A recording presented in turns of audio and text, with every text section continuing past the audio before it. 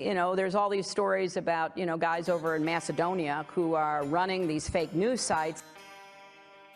Number 24 is Content Farms in Macedonia. Бидејќи ако се направи грешка, таа ќе биде кобна. Нема враќање назад.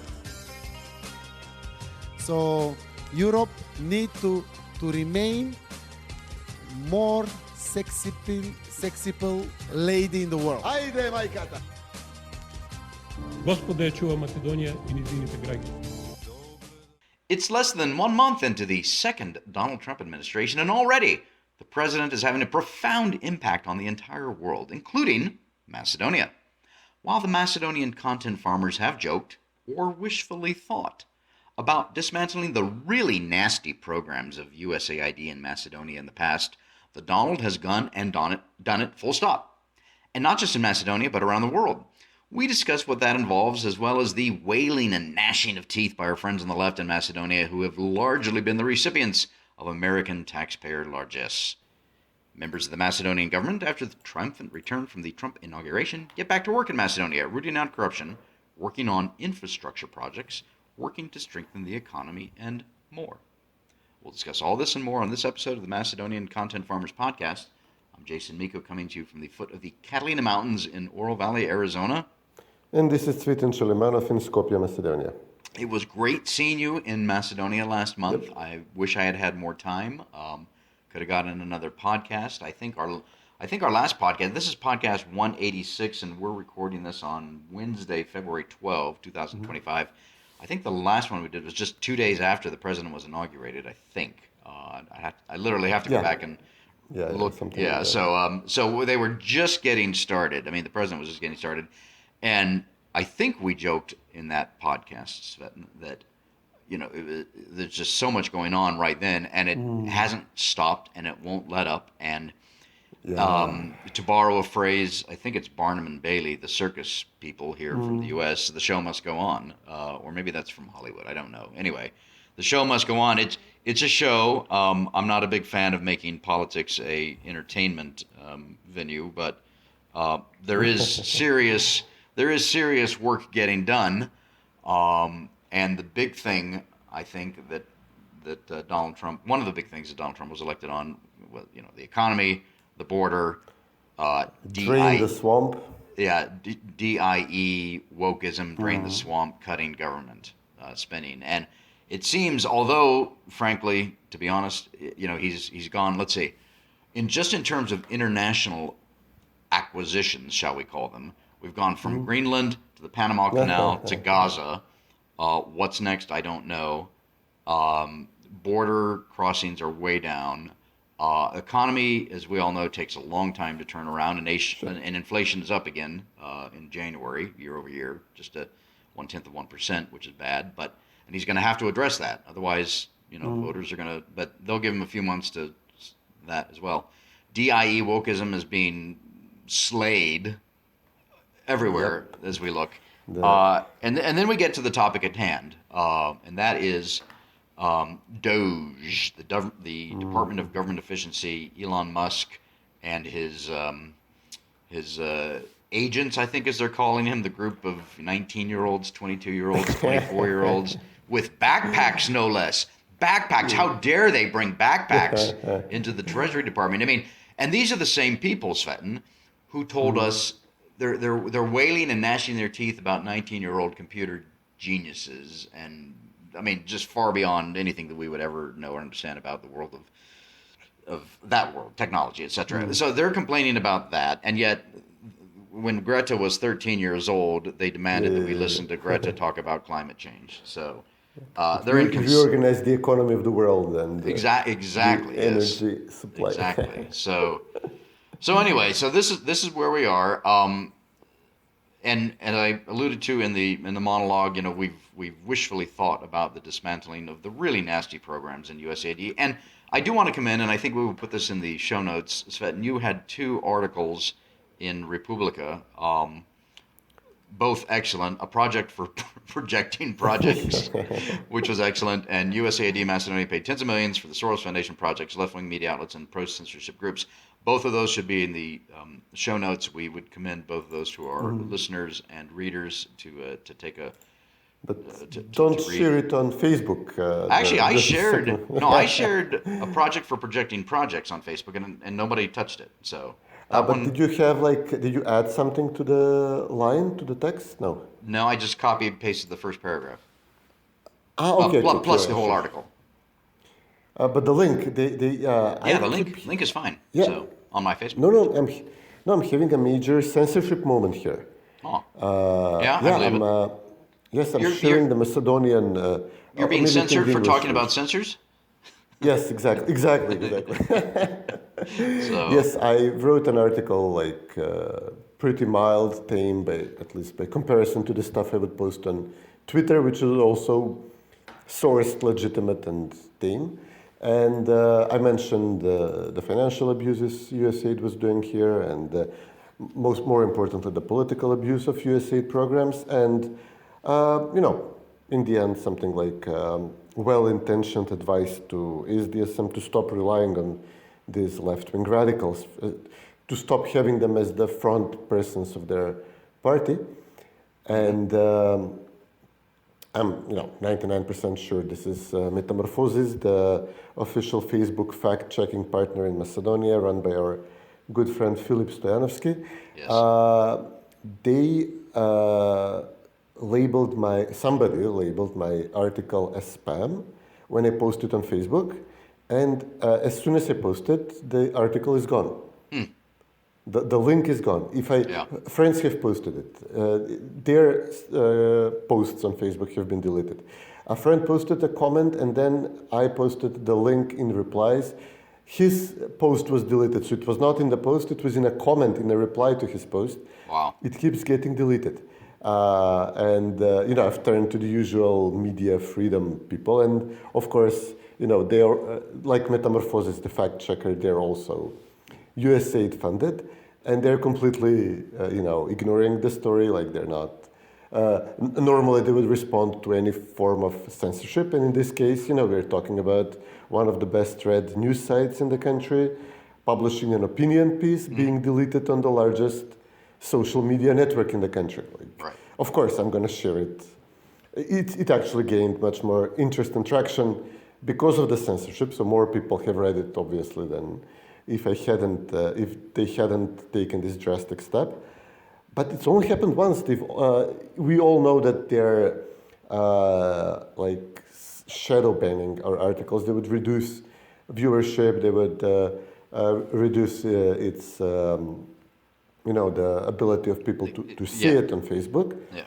But they've only and I know people complain about articles deleted. It's only happened to me. It's never happened to me. I've only seen it on a proper political article once, when we had that scandal about a Soros-funded scouting camp for teenagers. Right. Yeah. Yeah, where they were getting the kids to do sexualized games. Yes. And children freaked out, told their parents. The parents would go public. And because we would say that it's Soros-funded, they kept deleting the link. Right. And this is, again, we mentioned Soros. Of course, I mentioned Soros in the editorial, the coordination between USAID and Soros. And the article keeps getting deleted. Well, I know. I mean, it just goes to show you how desperate these people are. To be honest, I mean, let's kind of rewind here and start at the beginning. These groups, Metamorphosis, Soros Foundation, all of the HERA, all of these left-wing NGOs, quote unquote, non-governmental organizations, which is odd because most of the money they get is from governments, so it's kind of an oxymoron in a way. Yeah. For decades in Macedonia, and this goes on around the world too, so it's not just limited to Macedonia, but for decades have been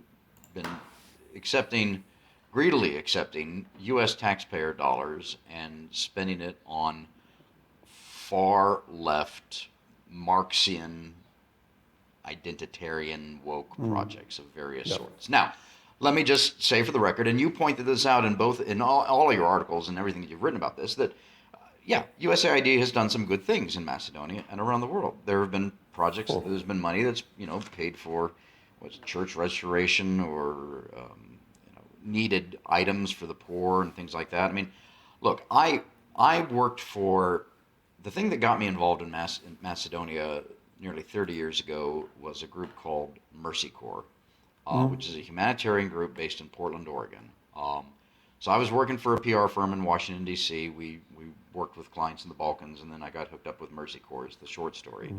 And then I came to Macedonia to work for Mercy Corps there, although most of our work was done in Kosovo at the time, until, of course, NATO's very defensive bombing of Yugoslavia, and I say that tongue-in-cheek, of course, since you can't see my face, listeners.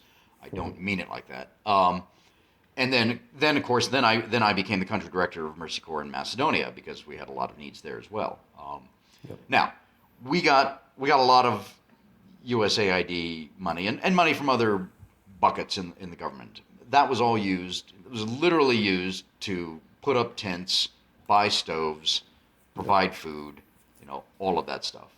At the same time, and this is an insight of mine to the world of NGOs, international NGOs, most of them based in the U.S. and Europe, the West, etc. So they discovered, it was the mid-90s where they discovered that, oh my gosh, we can make a ton of money. And I don't mean that in a profit sense necessarily. I mean, their CEOs were handsomely paid, of course. The average grunts that worked there, I mean, my salary was, I actually took a pay cut going from Washington, D.C. to Macedonia to work for Mercy Corps. But I got housing paid for, I had a car paid for, there were perks, of course. So it's an adventurous life. I do not deny that.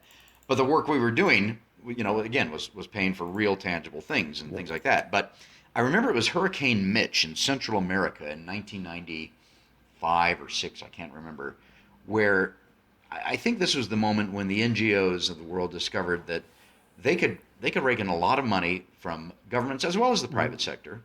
And I have no problem with that. If people want to donate money to an NGO and then it goes and spends its money on woke stuff, I mean, that's part of the way it works. I mean, Heritage goes out and raises private money and uses it for center-right things and first principles and things we all agree on. But it was at this point, I think, in the mid-90s that the NGOs discovered, man, we can get a lot of money from governments and other, and especially large woke foundations. I don't know if Bill and Melinda Gates Foundation was around back then, but anyway, they discovered that, and this is where this is the key thing in my monologue here. They demanded a seat at the table. Yeah. They demanded a seat at the table at the UN and in various branches of the United States government, in the European Union, etc. And this is where they started exerting their influence. And that's kind of the beginning of it all. So to go back, these organizations in Macedonia that we're talking about have been sucking off the American teat for decades. Now they've been cut off. And give me some stories of the delicious tears. Actually, interestingly, other than, for example, deleting my article, they're pretty quiet. Only today, for example, we've had something that is a normal, starting off point that we would see. Mm-hmm. So, for example, I have published, frequently shared a FOIA request obtained list of USAID funding for political purposes from, I think, about 2012 until 2016. So these are the money used to prepare the Colored Revolution, right? But more recently, actually like a week ago maybe, a news site in Macedonia published a list of the current projects from 2016 to ongoing, some completed, some ongoing, specifically selecting the politicized projects and media outlets like 360 Degrees, Tilma, project I think with East and West, which is now succeeding the Soros Foundation, the East-West Institute in Tirana, and so forth.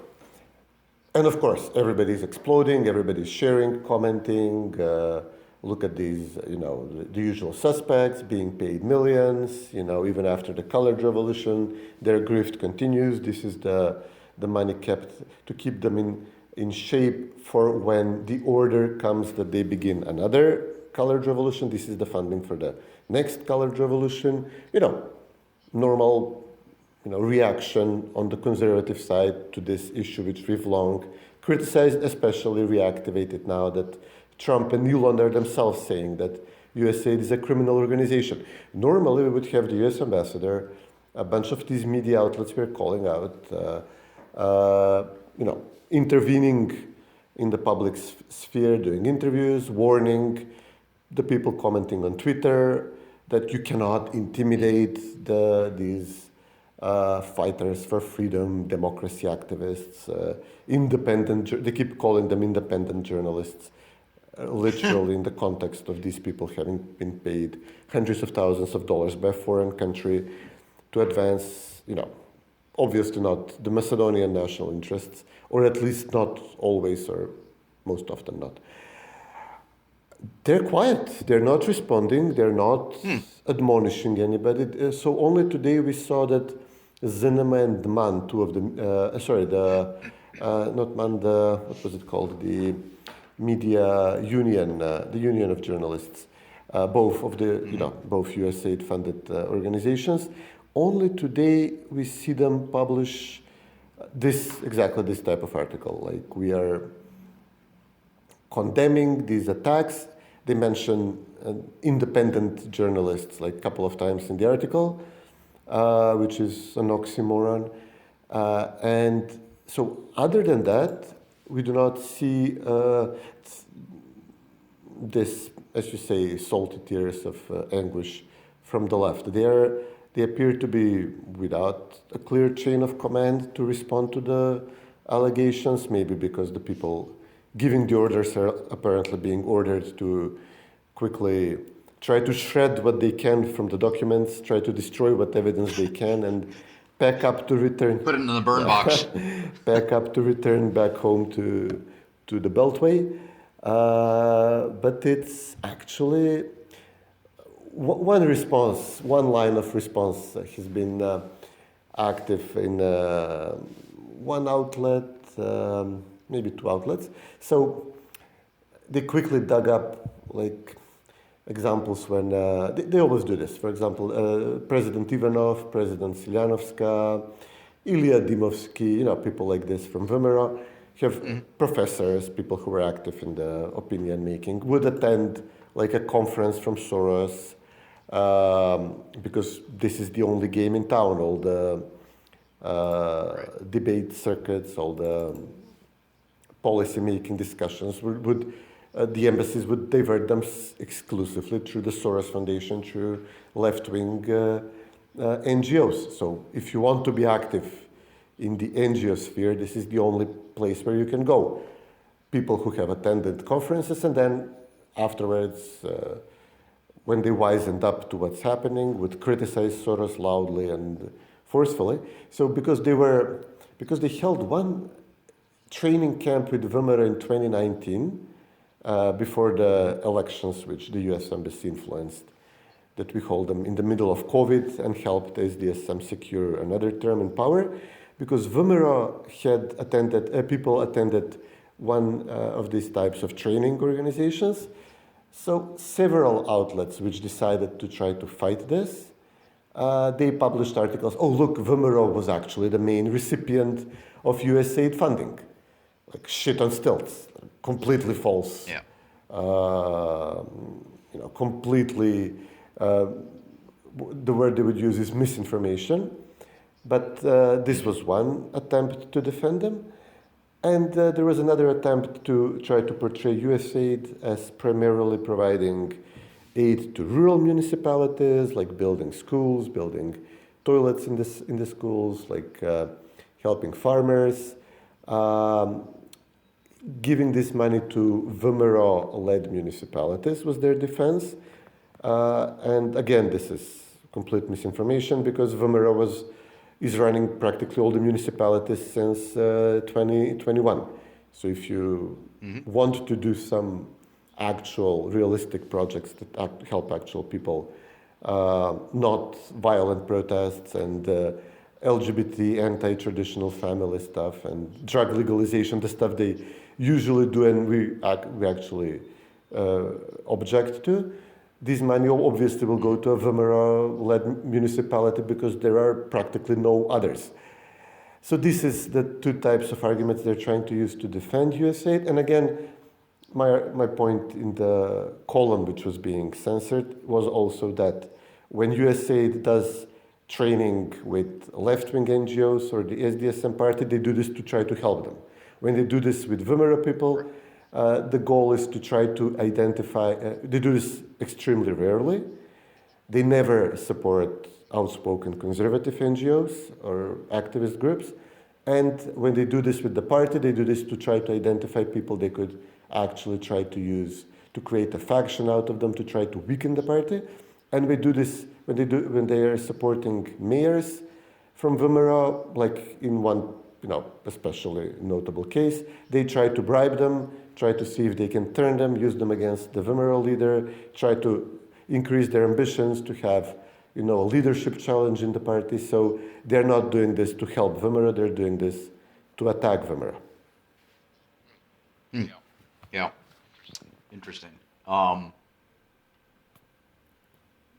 looking at your article right now where you go through this is the one that kind of uncovers a lot of the different projects here, which is quite extensive in its exposure of the various projects where you've pulled that out. I don't see in here one of my favorites, and maybe let me scroll down here. It's Saul Alinsky, Rules for Radicals. This is the newest article from the more recent. This February 12. Oh wait, no, that's the one on my This is this is February 5. So pinned Twitter, I think. Alinsky Yeah. was back in what was it before the Color Revolution? Well, yeah, let's rewind this because I remember back in 2003, and we talked about this a little bit offline. Let's just kind of rewind the clock a little bit here. Unlike Dennis McShane. See how many listeners get that reference. 2003, the Face the Reality campaign. I can't remember the name of the group that sponsored this, but it was we called it the Gay Billboards in Macedonia, probably just in Skopje. But billboards went up all around town of promoting alternative lifestyles, and I can't remember the group, but it had the USAID logo on it. It had pictures of gay couples, men, women, even thruples, a threesome, which was very progressive for its time, I think 20 years ago. And Larry Butler was the U.S. ambassador at the time. He was called out on it. President Trajkovski, I remember, made a statement about it. Our friend Carrie Houston at the time, writing for National Review online, penned an article about it. I think one of the Christian groups in Washington, I can't remember which one, got involved in it. Anyway, voices were being raised. Then fast forward a few years later to Saul Alinsky.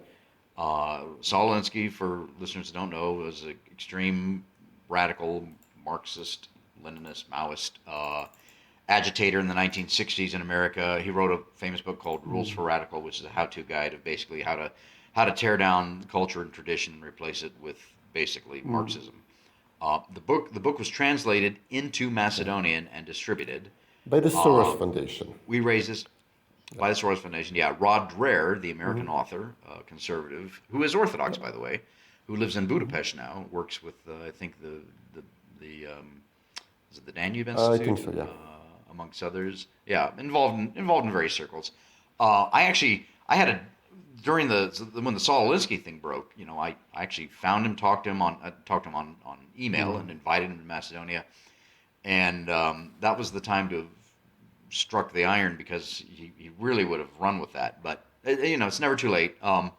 So my point in this is that this thing has been going on for, like I said earlier, decades, and it's come to this, and it's now going back to the U.S. side, to President Trump and Doge and Elon Musk. It's low-hanging fruit, frankly. American taxpayers, and I can tell you this because I am an American taxpayer, have never been big fans of foreign assistance in general, writ large.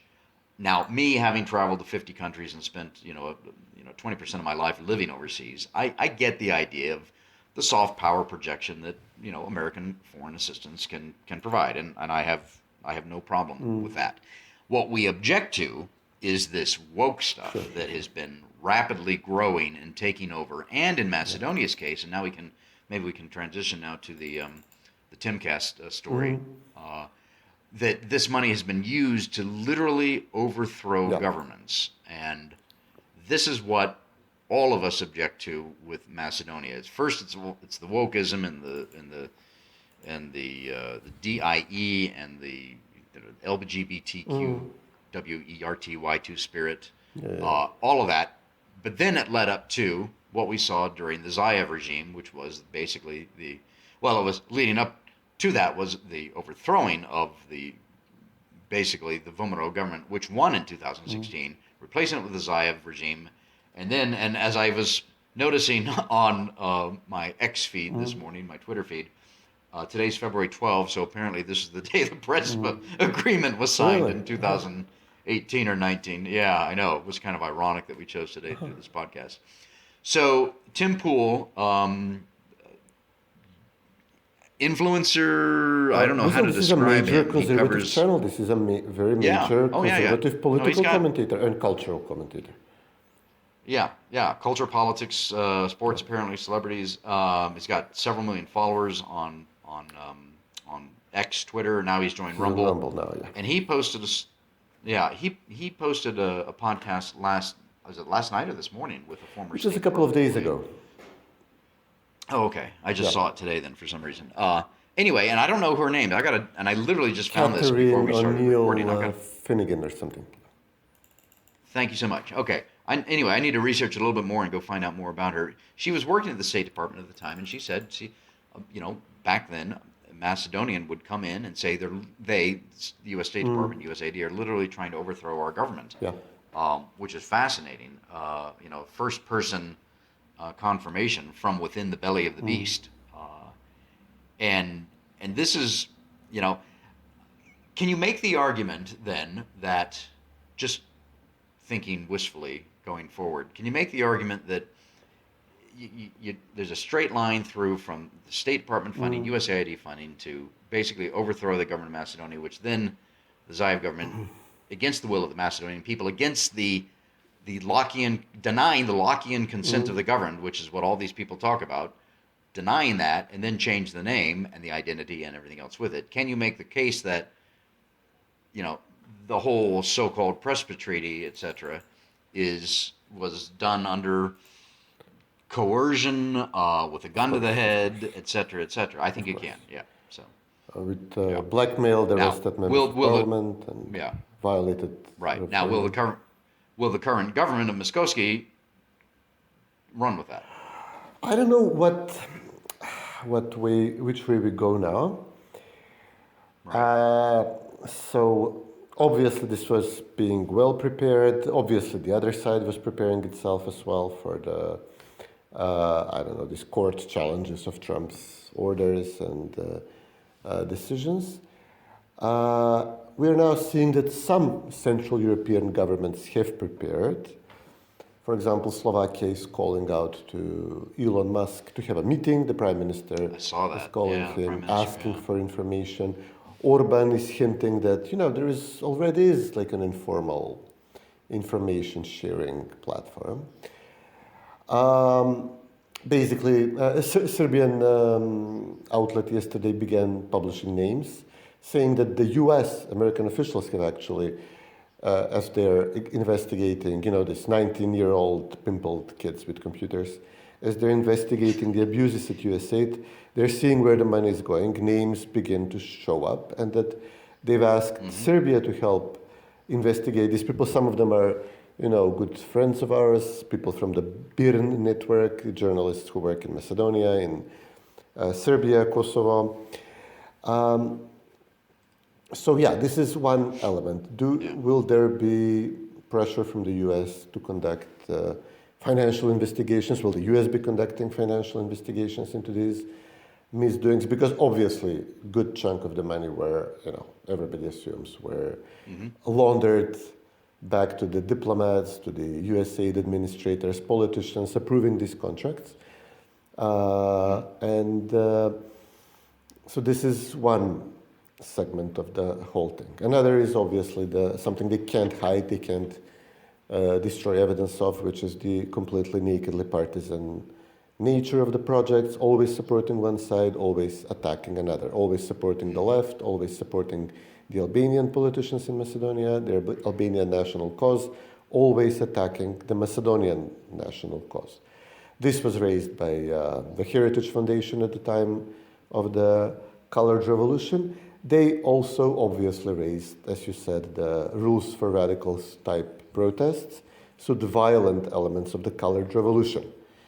It's very difficult to say that the US diplomats were acting within the normal diplomatic conventions when they would give money to groups which they knew, which would then afterwards actively attack police, try to storm the parliament, try to storm the government building, set fire to an office of the president in a residential building, with people living above the offices which they torched. So this is, a hostile act. It's not something that any sovereign country would allow another country to do on its territory.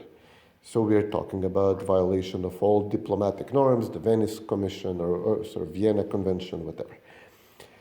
Then we go to the fact that, to the deeper ideological issues which Rod Dreher has raised, for example, using of funding to try to change the mentality, the outlook on life in a still, rural, small-town, conservative country like Macedonia, focused primarily on the Macedonians, not on the far more conservative and patriarchal Albanians in the country. It was always aimed at we are changing the minds of the Macedonians, everything else is. And by the way, we are energizing the urban, unmarried, single women vote, which is along with the minority vote, the bread and butter of the left-wing parties now.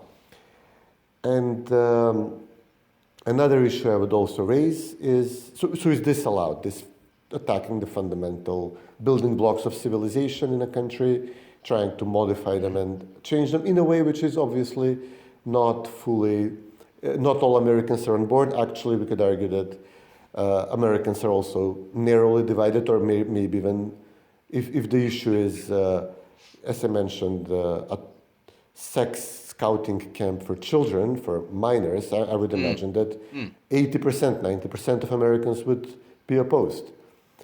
So this is the cultural issue. Hopefully more. I would hope. Yeah. And I would also add to here the censorship issue. So this is something that the US should strongly be opposed. And the US was funding strong pro-censorship organizations. Maybe this is the smallest of the issues, but it actually is something that we used to associate with the US, freedom of speech. And it was baffling to see the US funding organizations which push for media balance, fairness, equal timing laws in the press, and then threaten media outlets which would not play ball, bribe them when they could, threaten them when they couldn't bribe them, and getting to the point of appointing their people as official government, non-governmental censors of content. So I would list this as the main issues. How do we handle them? Their bias, their ideological bias, and disrupting the freedom of speech. Maybe also, it's been a while, maybe we add migration to this. So a number of groups, the USAID funded, were strongly supportive, opening the borders of Europe, and Macedonia was an integral part of eventually closing the borders of Europe. After the migrant crisis, we were a major link in the migrant crisis as it was going on. The people who carried out the Brussels and Paris attacks came through Macedonia, and they likely had logistical or legal aid provided by USAID-funded groups.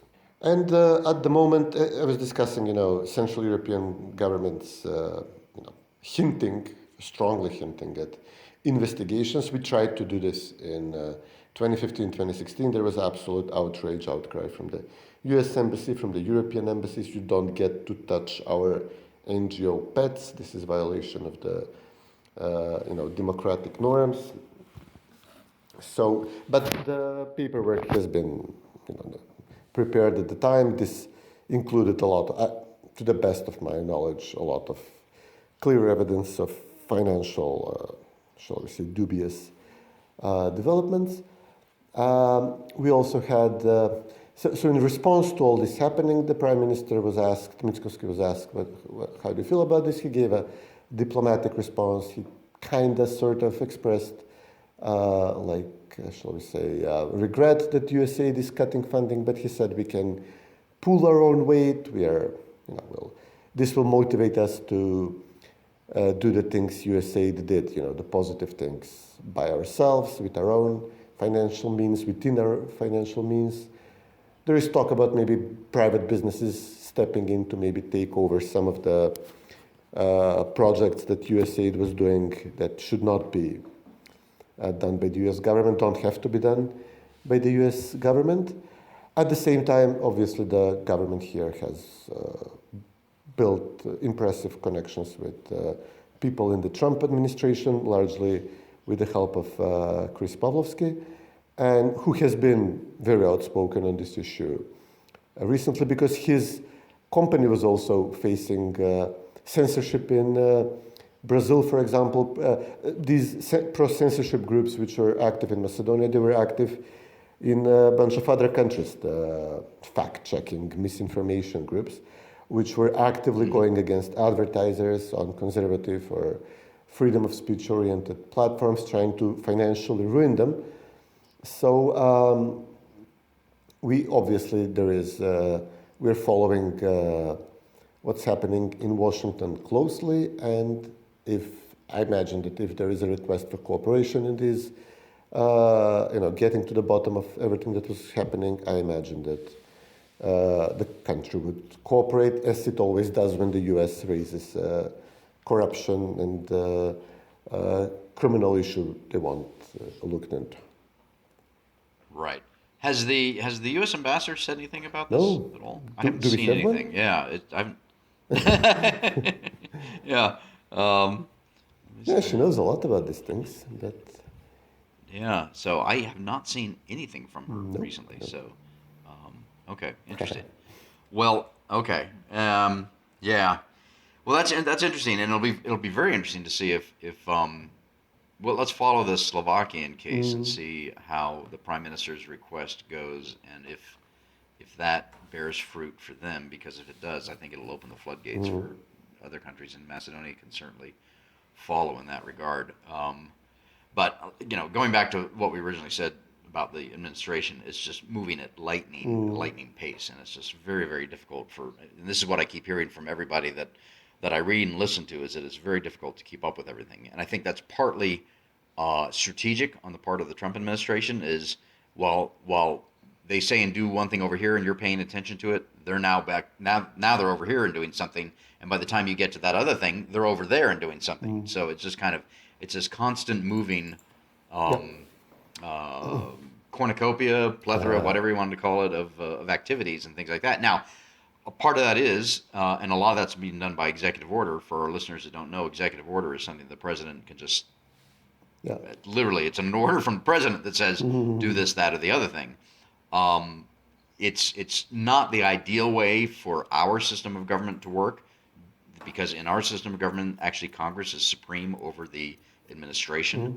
But that has that ship has sailed. That ship is. I was trying to mix my metaphors. That cat has left the harbor or something like that. So yeah, because the presidency under Democrat and Republicans over the past 25, 30 years have not just usurped the power of Congress. Congress has abdicated its power as well. Anyway, that's a whole other subject. So these executive orders, a flurry of them every day, multiple ones on different issues. I think yesterday it was banning plastic straws. Also 100%. No, banning paper straws. Paper straws. Then getting rid of the penny. Then I saw folks chiming in, well, we need to get rid of the nickel too, because it costs more than a nickel to make. Anyway, this huge number of issues that, and again, you mentioned the 80-20 there just now, I think, where the American public is on 80% of it, and our friends on the left are on the 20%, and they're just going to lose on that. So anyway, all to say, on this day in February, a few days before we celebrate the blessing of the vines in Macedonia and elsewhere, Cvetin Day, February 14, also Arizona Statehood Day. There's another holiday. Valentine's Day. Yes, Valentine's Day on the 14th. All of this in just about the middle of February, and we're just getting started. The Trump administration is just getting started. We'll have to see how this goes and where it goes, and hopefully we have more good news for Macedonia going forward. Yeah, at the moment this is really spectacular level of events. All of them good. I just wish, as that lady discussed on the Tim Pool show, I just wish we had maybe 10% or 20% of the Trump we're seeing now. I wish we had him in 2016, 2017. We might have spared ourselves and our country a huge amount of grief and anguish. But, the cavalry appears to have come, and not just the cavalry. It's the horde. It's not just a cavalry regiment. It's the it's the Mongol horde coming to the aid. Yeah, exactly. Yeah. So, well, we'll keep following that. And check back in. As developments. There might be developments. We might actually have to do this podcast once every 2 weeks instead of once every 4 weeks, as we've been doing lately. This is my second podcast I'm recording today, and I could easily do keep this up at this tempo up for a week. Exactly. So, well, by the way, in addition to those two Republika articles, let's put up the Tim Pool. Sure. The link to the tweet to whoever this lady was talking to in the State Department. Exactly. So, yeah. So, all right. Well, let's make a plan of doing this again in just say 2 weeks or Absolutely. so, or even less. Yeah. All right. Man. Great catching up with this. You too. Take care. Take care.